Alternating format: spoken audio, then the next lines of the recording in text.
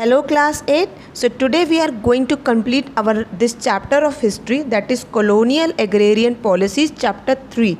So we have seen different land revenue settlements and the commercialization of agriculture, in which we have studied opium, indigo, and also in indigo we have seen the different systems under which they followed the plantation of indigo, like Nij system and Rayoti system. Also we have seen the problems which was faced by the planters as well as the peasants under Nij system and Rayoti system. So finally what happened, revolt took place when in 1859-60 to 60. तो it was indigo revolt, यानी कि जो नील की खेती होती थी, blue colour जो जिसे डेवलप किया जाता था, उसको लेकर के इन्होंने क्या किया, रिवोल्ट मीन्स होता है विद्रोह करना, उसके अगेंस्ट चले जाना. अच्छा, इसका अनदर नेम जो है it is blue rebellion also. Why it is blue rebellion? Because it was connected with Indigo and Indigo was in blue colour, तो उसका नाम ब्लू रेबेलियन भी पड़ गया. लेट अस सी कि क्या क्या हुआ इसमें, किस तरीके से लोगों ने इसका रिवोल्ट किया, क्या एक्टिविटीज़ इसमें इन्वॉल्व रही उन लोगों की साइड से, और इसका अल्टीमेटली रिजल्ट क्या निकला, आउटकम क्या निकला. Let us start. In 1859, the Ryots in Bengal refused to grow indigo and did not pay rent to the planters. अब 1859 में Ryots ने बिल्कुल रिफ्यूज़ कर दिया, यानी टोटली मना कर दिया, we will not grow indigo, neither we will pay. पे का मतलब यहाँ पे वो जो रेंट जो बात आ रही है वो है उनके जो ड्यूज़ रह गए हैं अभी, है ना, क्योंकि वो लोन्स लिया करते थे, तो लोन्स का जो रीपेमेंट रह गया है या जो भी उनका पेमेंट रह गया है वो सारा उन्होंने रिफ्यूज़ कर दिया, हम कुछ भी पेमेंट भी आपको रिटर्न नहीं करने वाले. They attacked indigo factories and socially boycotted peasants who continue to work.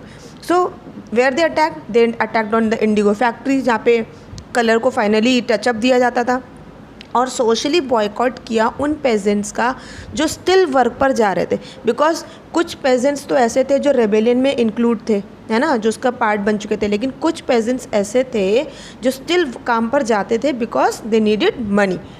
The zamindars urged the ryots to resist. अब जमींदार्स ने रियोट्स से कहा कि सब कुछ क्या कर दो, स्टॉप कर दो, रोक दो. Women revolted. The Gomasthas who collected rent were beaten up. अब गोमास्थास वो होते थे जो ब्रिटिश की साइड से आते थे या प्लांटर्स की साइड से आते थे, कलेक्ट करने, रेंट कलेक्ट करने आते थे, किससे, पेजेंट से.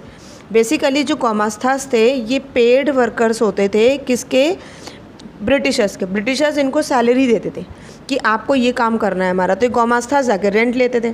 तो जब ये रेंट लेने गए, जब ये रिवोल्ट स्टार्ट हो गया था, तो इन सबको क्या किया गया, they were beaten up and the ryots refuse to take advances to sow Indigo.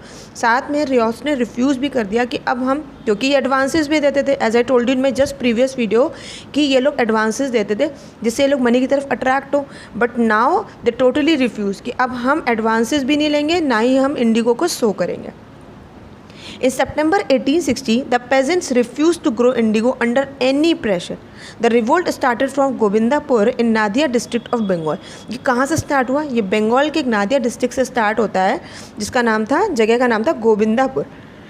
जिसके लीडर थे, इस अगर हम रिवोल्ट के लीडर्स देखें तो देवर दिगंबर एंड द बिशंबर बिस्वास, ये दोनों इसके लीडर थे. It soon spread to all districts of Bengal. The peasants got together to file cases against the planters. अब सारे peasants एक साथ हो जाते हैं और ये क्या करने जाते हैं, केस फाइल करते हैं against the planters. Ultimately, the planters could not withstand their collective might and began shutting down factories. तो ultimately इनको लगता है कि अब भाई विद स्टैंड नहीं ले सकते थे ये लोग कलेक्टिवली, है ना, तो क्योंकि फैक्ट्रीज पे भी अटैक कर रहे थे ये लोग, तो इन्होंने क्या किया, they started shutting down factories. And one important aspect of the Indigo revolt in Bengal was that it enjoyed the support of intellectual class. Intellectual class का meaning है यहाँ पे the writers, the poets, हाँ, क्योंकि ये लोग क्या करते थे, इनका काम होता है कि सोसाइटी में जो भी कुछ हो रहा है उसको अपने पोएम्स, उसको अपने एसेस या अपने स्टोरीज़ के थ्रू या अपने प्लेस के थ्रू क्या करना, उसको और लोगों तक पहुंचाना कि किस तरीके से सोसाइटी में क्या प्रिवेल हो रहा है. तो इन्होंने इस इंडिगो रिवोल्ट को जगह जगह तक पहुंचाया.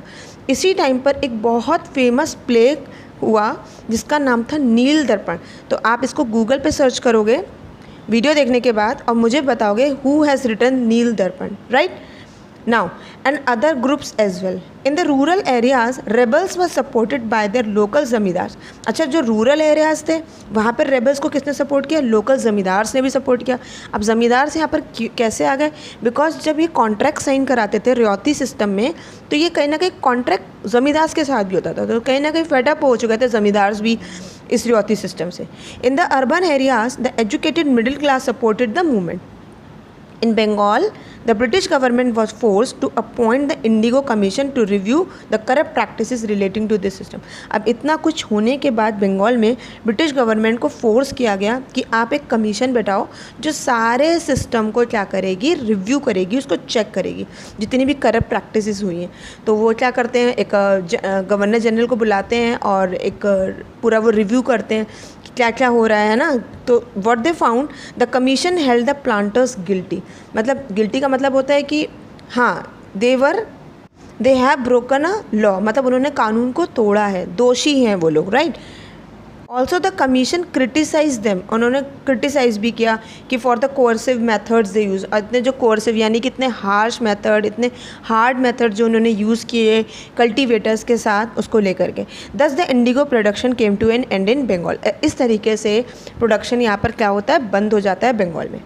Gradually it move to Bihar. अब यहाँ से ये कहाँ मूव कर जाते हैं, ये इंडिगो कल्टीवेशन मूव कर जाता है बिहार में, क्योंकि बंगाल में तो condition was very bad for them, they can not stay there any more. So what happened in Bihar, in Champaran workers, Champaran एक डिस्ट्रिक्ट है तो बिहार में, तो क्या हुआ, Champaran workers at the indigo plantation revolted in 1867-68. बिल्कुल सेम रिवोल्ट जैसे 15 और 60 में कल्टीवेटर्स ने, यानी कि जो आपके पेजेंट्स थे, उन्होंने रिवोल्ट किया. सेम यहाँ पर भी रिवोल्ट इन्होंने फेस किया, बट यहाँ पर महात्मा गांधी जो हैं, he took up the cause of the indigo cultivators against the local planters. तो यहाँ पर इस टाइम तक, अच्छा, but this is a different story. Champaran Mahatma Gandhi, this you will study in your further classes, in higher classes specially. So यहाँ पर क्या होता है, the final blow to indigo cultivation came when a cheaper synthetic dye was invented in the 19th century.